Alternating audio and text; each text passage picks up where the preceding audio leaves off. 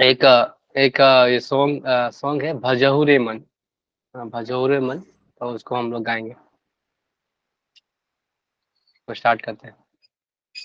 भजहु रे मन श्री नंद नंदन, अभय चरण रविंद्र रे।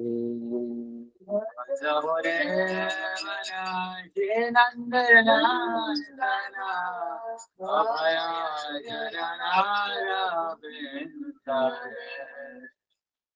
दुर्लभ मानव जन्म सत्संगे, तरय भव सिंधु रे। दुर्लभ मानव जन्म सत्संगे, तरय भव। भजहु रे मन श्री नंदन, अभय चरण रविंद्र रे। भजहु रे श्री नंदन, अभय चरण रविंद्र रे। तपवत हरिशन, हे दिन यमनी जागिरे।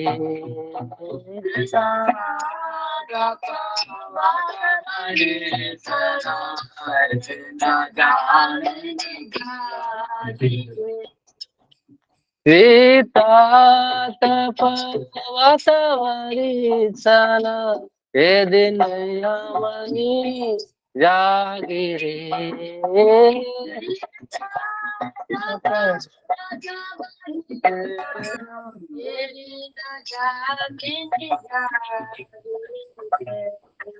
विफल सेवनु कृपण दुर्जना, चपल सुखल लागिरे।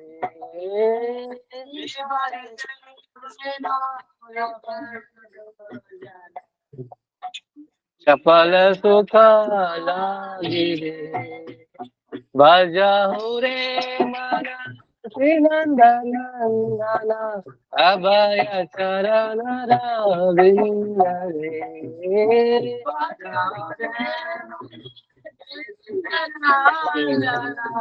अभय चरण रविंद्र। हे धन यौवन पुत्र परिजन, हिते के अच्छे परति तेरे। पुत्र परिजन, हिते के अच्छे परति तेरे। कमल दल जल जीवन तल मल, भजहु हरि पद नीति रे। कमल दल जल जीवन तल मल, भजहु हरि पद नीति रे। भजहु रे मन श्री नंदन, अभय चरण रविंद्र रे।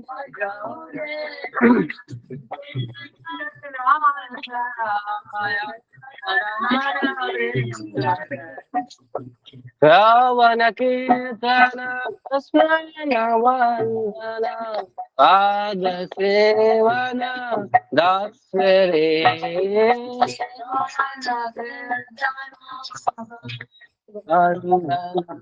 आज सेवन दास रे।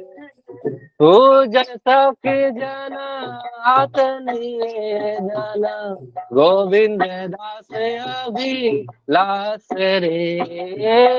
पूजन सखी जन आतनिये जन, गोविंद दास अभिलाष रे।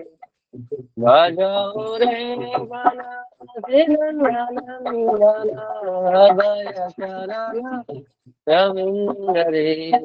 भजहु रे मन श्री नंदन, अभय चरण रविंद्र रे। हरे Krishna Hare Krishna, Krishna Krishna, Hare Hare, Hare Rama, Hare Rama, Rama Rama, Hare Hare.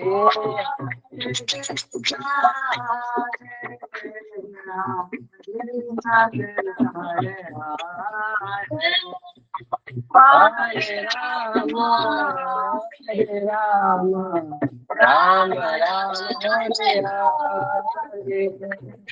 Hare Krishna, Hare Krishna, Krishna Krishna, Hare Hare, Hare Rama, Hare Rama, Rama Rama, Hare Hare.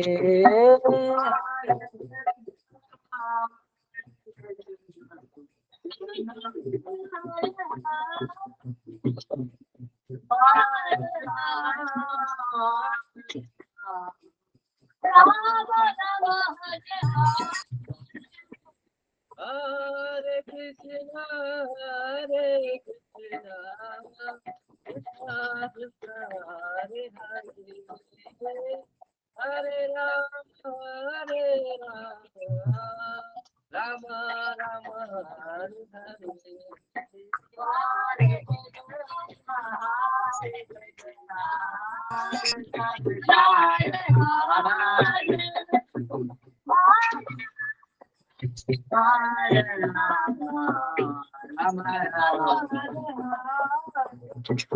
Hare Krishna, Hare Krishna, Krishna Krishna, Hare Hare, Hare Rama, Hare Rama, Rama Rama, Hare Hare.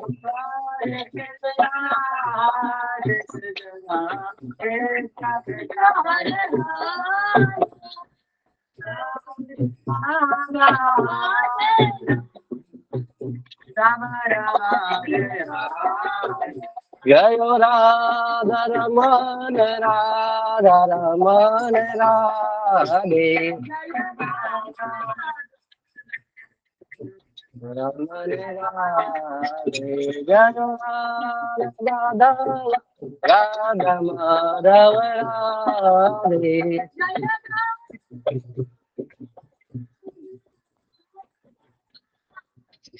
Jaya Gauranitai, Gauranitai, Gauranitai, Jaya Gauranitai,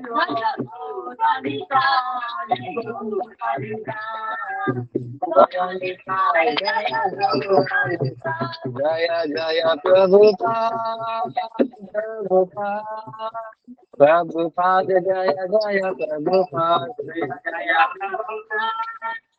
Prabhupada, Jaya Jaya Prabhupada, Prabhupada, Jaya Jaya Prabhupada,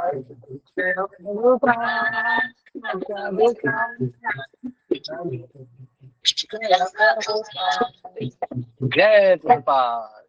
उधर भगवान संकीर्तन की, प्रभुपाद की, श्रीमद् भगवद गीता की।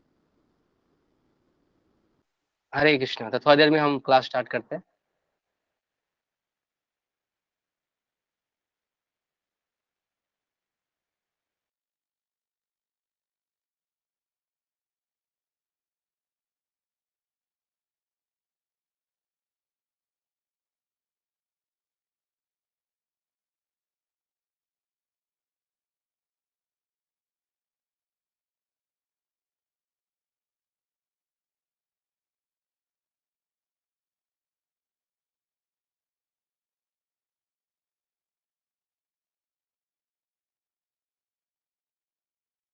हरे कृष्णा। तो आप लोगों को स्वागत है भगवद गीता की कक्षा में। तो आज थोड़ा हम लोगों ने कीर्तन से स्टार्ट किया। तो आज लोग नए नए लोग भी आए हैं कुछ कुछ। तो हम लोग अभी गीता का दूसरा अध्याय पढ़ रहे हैं। तो ज्यादा दूर नहीं गए हैं। तो आपको मैं थोड़ा समरी दे दूंगा, उसके बाद में फिर हम आगे बढ़ेंगे कि हम लोग अभी आत्मा के बारे में पढ़ रहे हैं। आत्मा के जो गुण हैं, शरीर के क्या गुण हैं, आत्मा का क्या गुण है, तो उसके बारे में आज जो विषय है कि क्या हम सपने में जीते हैं, उसके हम चर्चा करेंगे। तो हम लोग प्रार्थना करेंगे पहले भगवान से, उसके बाद हम आगे का श्लोक पढ़ के उसके बारे में तात्पर्य जानने का प्रयास करेंगे। ओम अज्ञानतिमिरन्दस्य ज्ञानाञ्जनशलाकया चक्षुरुन्मिलितं तस्मै श्रीगुरुवे नमः। श्रीचैतन्यमनोभीष्टं स्थापितं येन भूतले स्वयं रूपा कदा मह्यं ददाति स्वपदान्तिकम्। वन्देऽहं श्रीगुरु श्रीयुतापदकमलं श्रीगुरून् वैष्णवं श्रीरूपं साग्रजातं सहगणरघुनाथान्वितं तं सजीवं साद्वैतं सावधूतं परिणयसहितं कृष्णचैतन्यदेवं श्रीराधा कृष्णपादां सहगणललिता श्रीविशाखान्वितांश्च। हे कृष्णा करुणा सिंधु दीनबंधु जगतपते गोपीश गोपीकांत राधा कांत नमस्तुते। तप्त कांचन गौरांगी राधा वृंदावनेश्वरी विश्वानि सुते देवी प्रणमामि हरिप्रिय। वाञ्छाकल्पतरु भिक्षा कृपा सिंधु पतितानां पावनेभ्यो वैष्णवभ्यो नमो नमः। अनंत कोटि वैष्णववृंद की जय। जय श्री कृष्ण चैतन्य प्रभु नित्यानंद श्री अद्वैत गदाधर शिवासादि गौर भक्तवृंद। हरे कृष्ण कृष्ण कृष्ण हरे हरे, हरे राम राम राम हरे हरे। श्रीमद् भगवद गीता की जय, श्रील प्रभुपाद की जय। हरे कृष्णा। तो आप लोग का स्वागत करता हूं मैं इस कक्षा में। तो हम लोग थोड़ा पहले क्या पढ़ा हम लोगों ने, और जो गीता का सार क्यों, इस जो गीता का हम लोग 18 अध्याय हैं, आपके पास गीता होगा तो मैं एक शेयर कर देता हूँ, श्लोक पढ़ना है मुझे।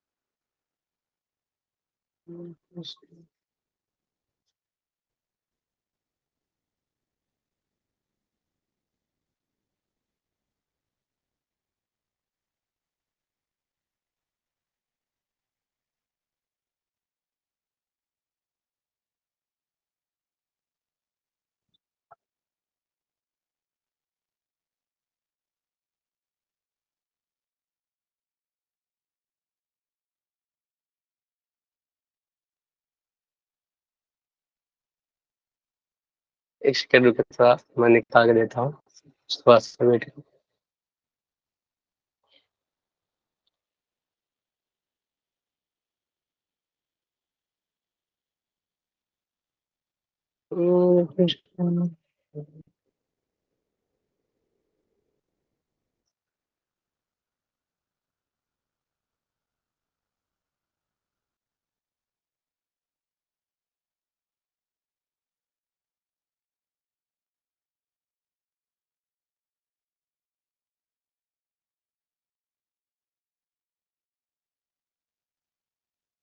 हरे कृष्णा। तो हम लोग अभी गीता के जो 28 श्लोक पढ़ रहे हैं, गीता के दूसरे अध्याय का गीता का सार। तो इससे पहले हम लोग ने देखा कि शरीर के बारे में, आत्मा के बारे में, आत्मा का अस्तित्व क्या है, शरीर का अस्तित्व क्या है, शरीर का अस्तित्व, शरीर जैसे शरीर का हम लोगों ने देखा कि भगवान 11वां से 30 श्लोक में बता रहे हैं, जो शरीर है वो एक कपड़े की भांति है। जैसे हम लोग पुराने का वस्त्र उतार देते हैं, वो शरीर एक आवरण के भांति है। जैसे हम लोग जैसे कपड़ा बदलते हैं ना, पुराने जो जाते हैं फिर नया पहनते हैं, तो उसी प्रकार ये शरीर भी वैसे ही है। तो उसके पहले हम लोगों ने इसके जो पहले का श्लोक है, जो इसके पहले का श्लोक जो 27वां श्लोक है, उसमें बताया गया जातः श्री ध्रुव मुतर ध्रुवन जन्म मृतस्य च, कि जन्म और मृत्यु निश्चित है, तो फिर हमें शोक करने की क्या जरूरत है। जब हम लोग सोचते हैं ना कि अर्जुन भी, जो गीता है कृष्ण ने अर्जुन को बता रहे हैं, तो अर्जुन के माध्यम से हम लोग को भी शिक्षा दे रहे हैं कि हम लोग सोचते हैं कि हम जन्म लिए तो हम मृत्यु नहीं होगा, यानी भगवान बोल रहे हैं कि जातस्य मृत्यु ध्रुवम। ध्रुव मतलब होता है निश्चित है, ध्रुवम मृत्युश्च, मतलब ध्रुव मृत्यु भी निश्चित है और जन्म भी निश्चित है, तो फिर शोक करने का क्या जरूरत है। तो भगवान फिर आगे के इस श्लोक में भगवान उसको क्लियर करते हैं कि जो आत्मा और शरीर का अस्तित्व है वो किस प्रकार से अगर भिन्न है, अगर अव्यक्त रूप में रहता है कि व्यक्त रूप में, तो किस अवस्था से समझा सकते हैं और हम किस अवस्था में हमेशा अवस्थित रहते हैं, उस अवस्था के बारे में बता रहे हैं। भगवान ने सारा चीज बताया कि अगर आत्मा को रिजेक्ट, मतलब आत्मा को नहीं भी मानते, अगर मानते हो दोनों में अगर आपको शोक करने का जरूरत नहीं। अगर आत्मा को आप नहीं मानते तो जन्म मृत्यु तो होगा, तो फिर तो जन्म मृत्यु होगा तो फिर जन्म फिर से होगा। और अगर आत्मा को मानते हैं तो आत्मा तो शाश्वत है, वो कभी मरेगा ही नहीं। तो दोनों स्थिति में हम शोक क्यों करें कि जन्म के बाद मृत्यु है, मृत्यु के बाद जन्म निश्चित है, तो हमें शोक करने का कोई तात्पर्य ही नहीं बनता। तो अभी हम लोग पढ़ रहे हैं, तो श्लोक है 28 श्लोक। अव्यक्त दीनी भूतानि व्यक्त मध्यानि भारत अव्यक्त निद्य अन्येवा तत्र का परिदेवना अव्यक्त दीनी भूतानि व्यक्त मध्यानि भारत अव्यक्त निद्य अन्येवा तत्र का परिदेवना। हरे कृष्णा। तो इसमें भगवान क्या बता रहे हैं, सारे जीव प्रारंभ में अव्यक्त रहते हैं और मध्य अवस्था में व्यक्त रहते हैं, होते हैं, अव्यक्त होने पर पुनः अव्यक्त हो जाते हैं, अतः शोक करने की क्या आवश्यकता है।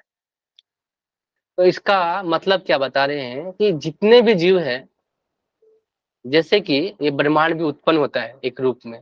पहले ब्रह्मांड एक जो मिडिल अवस्था होता है व्यक्त होने का, तो पहले क्या रहता है, अव्यक्त अवस्था में रहता है।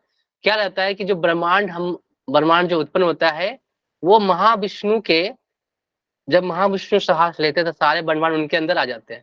तो ऐसा नहीं कि वो खत्म हो गया, वो क्या रहता है, अव्यक्त अवस्था में, एक्टिव नहीं है। लेकिन जब दूसरे अवस्था में जब भगवान उसको छोड़ते हैं तो ब्रह्मांड फिर से एक्टिव हो जाता है, उसमें गर्भोदीक्षाय विष्णु प्रवेश करते हैं और क्या करते हैं, उसको फिर से एक्टिव करते हैं। तो उस अवस्था में क्या व्यक्त हो जाता है। फिर क्या होता है, प्रलय आता है। जब ये ब्रह्मा जी के 100 वर्ष पूरे हो जाते हैं, ब्रह्मांड फिर से क्या होता है, विनष्ट हो जाता है, फिर अव्यक्त अवस्था में चला जाता है।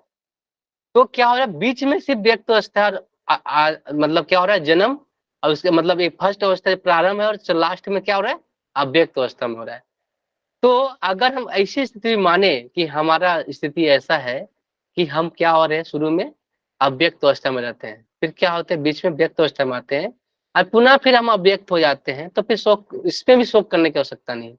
क्योंकि जैसे प्रपात इसमें दो उदाहरण भी देते हैं कि कोई बिल्डिंग, अगर हम बिल्डिंग बना है, ठीक है, बिल्डिंग को बनाने, तो बिल्डिंग तो एक ही बार में से बिल्डिंग नहीं बन गया, उसको क्या किया, उसको ईंट बालू पत्थर से जो रेत है उससे बनाया, तो क्या उससे तत्व से क्या बना, बिल्डिंग पूरा बन गया। फिर इसको बिल्डिंग को तोड़ेंगे तो क्या हो जाता है, वो फिर सूक्ष्म अवस्था में आ जाता है।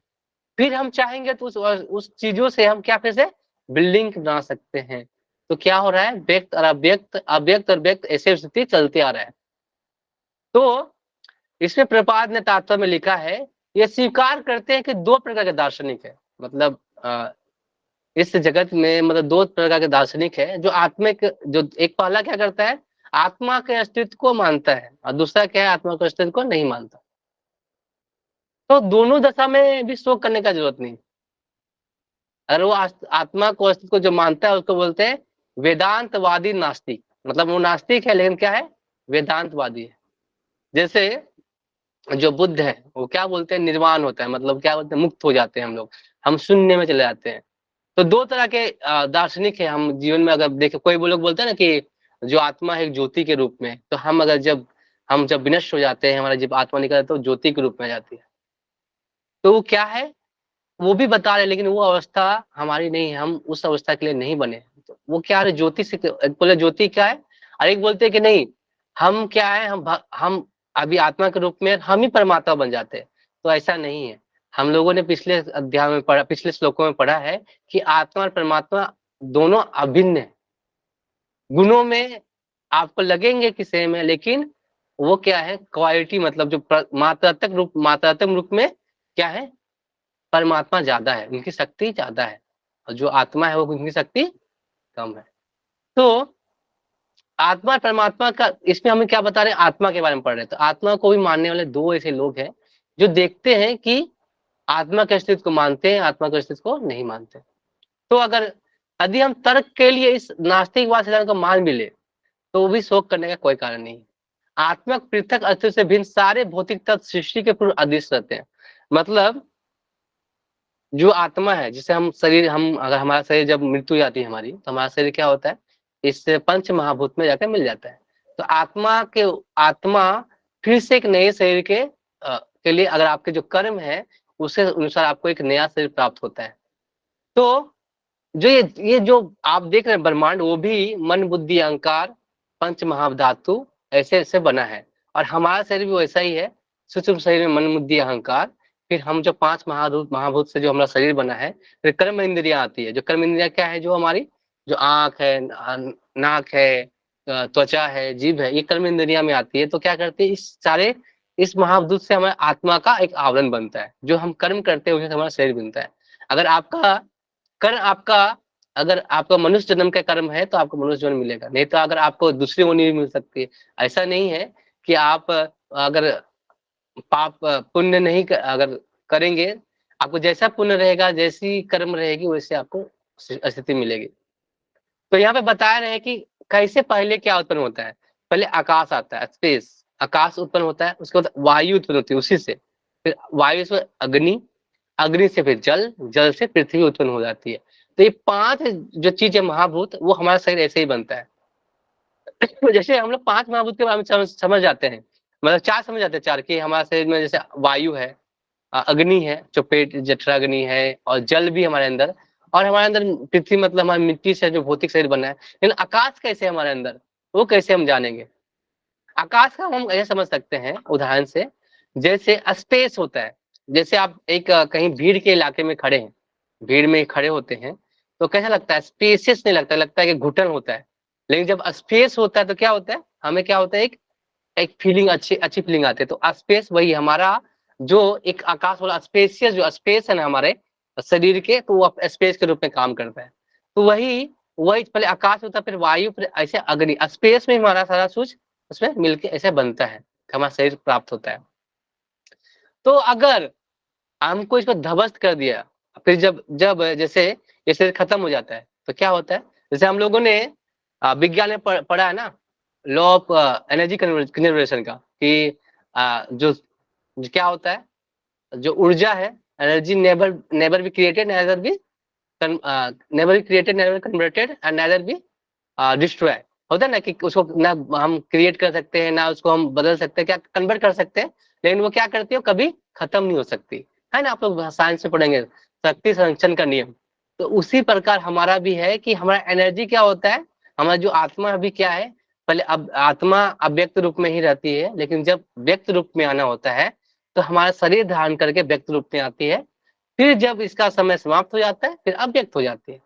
तो जो हमारा जो एनर्जी का कन्वर्जन का सिद्धांत है, वो पूरा तरह से इसमें काम आता है। जैसे इसमें अभी हम लोग ने पढ़ा, एक विशाल गगनचुंबी महल पृथ्वी से ही प्रकट होता है, जब इसे ध्वस्त कर दिया जाए तो अदृश्य हो जाता है। जैसे हम अगर बिल्डिंग है उसको मारेंगे तो अगर उसको तोड़ देंगे तो क्या हो जाता है, फिर अदृश्य हो जाता है। तो ऐसा नहीं है कि वो खत्म हो गया, फिर से इस पृथ्वी से हम पृथ्वी की चीजों को यूज करके फिर से उस गगनचुंबी मीनार को बना सकते हैं। अतः परमाणु रूप में बना रहता है।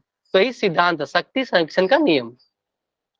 तो आदि भगवत गीता के इस वैदिक दृश्य को मानते हैं कि भौतिक शरीर काल कर्म में नाशवान है, अनंतवंत इमे देहा। अगर मान लेंगे कि यह शरीर क्या है, काल कर्म में नाश हो जाती है, किंतु आत्मा तो शाश्वत है, नित्य शोक्ता शरीर ना। तो क्या रहती है, हमेशा क्या रहती है, आत्मा, लेकिन हमेशा शाश्वत रहती है। तो हमें हमेशा स्मरण रखना चाहिए कि शरीर वस्त्र का परिधान का समान है, अतः वस्त्र परिधान होने पर वो शोक क्यों। अगर मान लीजिए आपका शरीर कपड़ा फट गया, तो आप क्या करेंगे बताइए। अगर आप शरीर का कपड़ा, जो शरीर जैसे कपड़ा फट जाता है, वस्त्र फट जाता है, तो आप क्या करते हैं, उसको मान लिए कुछ नहीं है तो अब सिल के पहनते हैं, ठीक है, कुछ दिन सिल के पहनते हैं। अगर पूरा तरह फट गया, खराब हो गया, तो अब क्या करेंगे, क्या करेंगे बताइए, नया इसका वस्त्र प्रभु पहनेंगे। जी फेंक देते हैं और नया वस्त्र खरीद लेते हैं। हाँ, नया वस्त्र पहनेंगे। तो ये उस कपड़े का क्या होगा, पूरी तरह से हमारा उसका समाप्त हो गया है, उसका जो एक्सपायर हो गया है। तो उसी प्रकार हमारा शरीर होता है। हमारे शरीर का भी एक टाइम लिमिट होता है, पीरियड होता है, कुछ समय पे। पहले के लोग जैसे सतयुग में जो लोग थे, वो 1 लाख साल तक जीते रहते थे। इसलिए देखते हैं ना, बोलते हैं ना कि सतयुग में लोग ध्यान करके भगवान की प्राप्ति की ओर जाते थे। देखते हैं ना कि जब हिरण्यकशिपु है, हिरण्याक्ष है, वो उस युग में आए थे तो क्या करते, तपस्या करते थे 10,000, 20,000, 50,000, और क्या करते थे, भगवान को संतुष्ट करके भगवान की प्राप्ति करते थे, वरदान लेते थे। उसके बाद आया त्रेता, त्रेता युग आया। त्रेता में भगवान श्री राम आए, तो उस समय भगवान क्या लेते थे, यज्ञ के रूप में। यज्ञ के रूप में जब देखा, भगवान ने बहुत सारे यज्ञ किए, अश्वमेध यज्ञ, फिर राजसूय यज्ञ, ये सब यज्ञ होते थे। तो उस समय भगवान हवन के रूप में उस जो सामग्री है उसको लेते थे। अश्वमेध यज्ञ में क्या होता है कि जो अश्व रहता है उसको उस हवन में जाके क्या करते हैं, उसको डालते हैं, लेकिन उसको फिर से नया शरीर प्राप्त होता है। लेकिन अभी नहीं कर सकते हम लोग, क्योंकि अभी उतने हम शुद्ध है नहीं। तो अब हम ऐसे देखेंगे कि शरीर का तुलना, शरीर तो अलग है, भौतिक अस्तित्व भी शरीर का अलग है, जो आत्मा अलग है, भौतिक शरीर भी अलग है। और ये जो जगत है वो सपनों की भांति है। किसके भांति है? सपने के भांति। जैसे हम लोग सपने में देखते हैं ना कि हम उड़ रहे हैं, क्या हम अगर हम गिर रहे हैं कहीं पे, या क्या होता है कि अगर हम देख रहे हैं कि हमको कोई मारने के लिए दौड़ा रहा है, लेकिन हम सपने से उठते तो क्या होता है, फिर से देखते हैं कि यार सब कुछ वैसे के वैसा है। तो हम भी क्या है, स्वप्न के भांति, स्वप्न के इस जगत में हम स्वप्न के भांति हैं। हम भी एक स्वप्न में रह रहे हैं, ये जगत ही स्वप्न है। किसका स्वप्न है? महाविष्णु जब लेटे हैं तो क्या वो सब सोए हुए हैं, और उसमें जो ब्रह्मांड है वो एक स्वप्न के भांति। तो हम लोग सपने में क्या हो रहा है, सपने में सब कुछ हो रहा है, हमारा विवाह हो रहा है, हमारा जन्म हो रहा है, मृत्यु हो रहा है, विवाह हो रहा है, फिर हम फिर जन्म ले रहे हैं, फिर मृत्यु हो रहा है, हम इच्छा पूरा कर रहे हैं। जैसे कोई कोई चीज, जैसे हम सपनों में जो इच्छा हमारा पूरा नहीं होता, हम क्या करते हैं, सपने में देख के क्या करते हैं, उसको पूरा करने का प्रयास करते हैं। जैसे बहुत सारी ऐसा चीज है जो हम लोग, जैसे मुझे बाइक चलाना नहीं आता, तो हम क्या करते हैं, तो मेरे को सपने में आता है कि मैं बाइक चला रहा हूँ, या बाइक को मोड़ रहा हूँ, तो ये सपने, फिर उठता हूँ तो नहीं, मैं तो, मुझे चलाना ही नहीं आता। तो क्या है, जो कुछ कुछ जो हमारी इच्छाएं होती है, हमारे जो सब कॉन्शियस माइंड है ना, उसमें हमें जमा होते हैं, तो क्या वो सपने के रूप में आता है। तो उसी तरह ये जो जगत है वो सपने है। तो क्या हो रहा है कि हम ही इसमें क्या हो रहा है, माता बन रहे हैं, पिता बन रहे हैं, भाई बन रहे हैं, बहन बन रहे हैं, एक रोल अदा कर रहे हैं। कभी हम कुत्ता बन रहे हैं, बिल्ली बन रहे हैं, सुअर बन रहे हैं, ऊंट बन रहे हैं, कभी हम अलग अलग योनियों में हम लोग घूम रहे हैं। तो क्या हो रहा है, ये आत्मा इस, लेकिन जो अस्तित्व है हमारा, जो आत्मा का, वो आत्म साक्षात्कार करके ही पता चलेगा कि हमारा स्वरूप क्या है। उस जगत में, जो भगवान के जगत में, जहाँ भगवान के साथ रह रहे हैं, तो उस जगत में हम, जैसे हम अभी उठते हैं ना, जैसे हम सोए हैं, हम बेड पे सोते हैं तो हम स्वप्न देखते हैं। तो हम देखते हैं कि हम बहुत अच्छे जगह पे हैं, वहां पे हम घूम रहे हैं, अच्छे जगह पे स्नान कर रहे हैं नदियों में, तो वो ऐसे दिखता है। लेकिन जब हम उठते हैं तो फिर हम पाते हैं वही बेड है, वही जगत। उसी प्रकार जब हमारा जो, हम भी एक आत्म, एक हम भी एक स्वप्न में है, लेकिन स्वप्न हमारा नहीं है, भगवान का स्वप्न। हम उसमें भगवान के स्वप्न में हमारी जो इच्छाएं पूरी कर रहे हैं भगवान, और वहाँ हम सुषुप्त अवस्था में है, जो भगवान के धाम में, हम सुषुप्त अवस्था में। हमारा कोई अभी, जब हम आत्म साक्षात्कार करेंगे, वो स्टेप है कि हम अपने बारे में जब जान जाएंगे, तब फिर भगवान के बारे में, अस्तित्व के बारे में हम समझ सकते हैं। तो क्या होगा, फिर हम अपने अस्तित्व के बारे में समझ जाएंगे ना, उस समय हम क्या कर लेंगे, धीरे धीरे हम भगवान के नजदीक आ जाएंगे, और अपने अस्तित्व को पूरी तरह से समझ सकते हैं। इस सपने से बाहर आना है। तो हम सपने में हमेशा, हम समय स्वप्न है, तो हम इस सपनों से क्या करना है, बाहर निकलना है।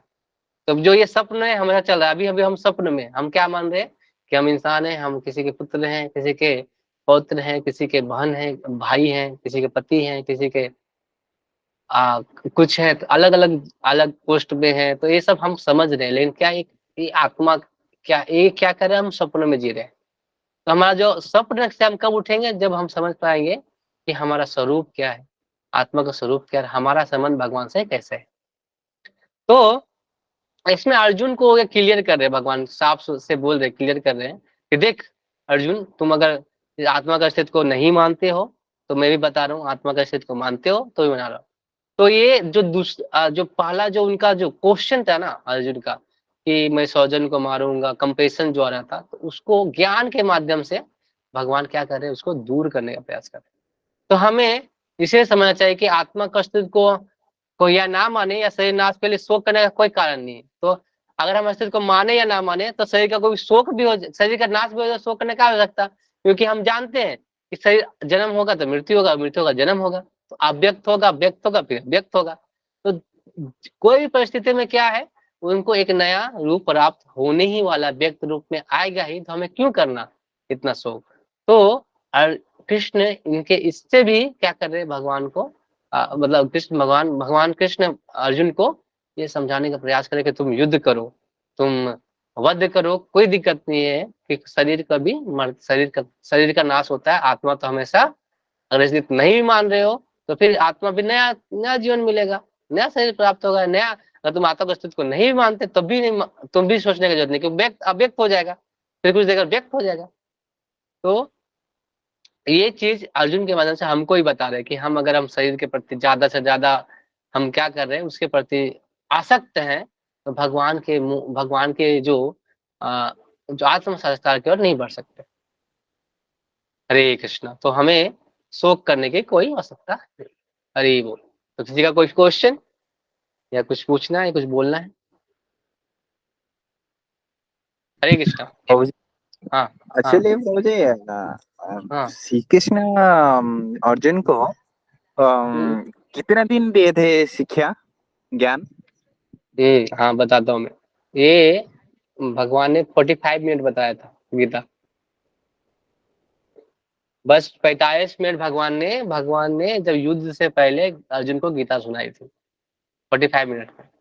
अर्जुन हमारे जैसे थोड़ी है कि हमको हमको 7 साल मतलब अर्जुन को पता था, लेकिन वो क्या कर रहे थे, वो माध्यम बनाया उन्होंने कि हमें भी ज्ञान प्राप्त हो। और ऐसा नहीं था कि एक ज्योतिषर वहां पे, यहाँ पे कुरुक्षेत्र में भगवान ने वहां पे कुरुक्षेत्र में वो सुनाया था ये गीता का ज्ञान, मात्र 45 मिनट। वो थोड़ी अर्थात तात्पर्य बता रहे थे हिंदी में, वो संस्कृत में ही सारा कुछ वो उसको समझा रहे थे अर्जुन को। तो 45 मिनट ही था। जो होता है कुछ करने से मोटिवेशनल स्पीकर के रूप में वो मोटिवेट कर रहे थे, इंस्पायर कर रहे थे किसको, अर्जुन को। तो पहला मोटिवेशनल स्पीकर कौन है, भगवान श्री कृष्ण, जो पहले सबसे पहले उन्होंने मोटिवेशन दिया था। हरे कृष्ण। इसके बाद दिए थे ना प्रभु जी, नारद क्या जी की? वो क्या था कि जो गीता था पहले ब्रह्मा जी को भगवान ने ये ज्ञान दिया था, तो फिर उसके जी बाद जी। नारद को दिया, फिर सूर्य को आया, फिर ऐसे करके बहुत सारे लोगों को प्राप्त हुआ। लेकिन क्या था कि बीच में एक बार क्या हुआ था कि टूट गया था जब तो भगवान फिर से गीता अर्जुन को सुनाए। तो अब भगवान ने अर्जुन को गीता सुनाया, तो लोगों उस पर ज्ञान ज्ञान मतलब सुन लिए, पढ़ लिए लोगों ने, लेकिन क्या कर रहे थे, अमल मतलब उसको मतलब मान नहीं रहे थे, मतलब उसको क्या कर रहे थे, उसको यूज नहीं कर रहे थे, उसका प्रयोग नहीं कर रहे थे अपना में। तो क्या हुआ, तो भगवान ने इसीलिए चैतन्य महाप्रभु के रूप में आया। क्यों? क्योंकि अगर गीता पे नहीं पढ़ो तो हरि नाम ले लो कम से कम। क्या कि हम लोग क्या है, हम लोग इतने आलसी है कि गीता भी नहीं पढ़ रहे थे। तो जी जी। भगवान ने गीता दिया था 5000 साल पहले, उससे भी पहले दिया था, लेकिन वो बीच में नष्ट हो गया, परंपरा नष्ट हो गई।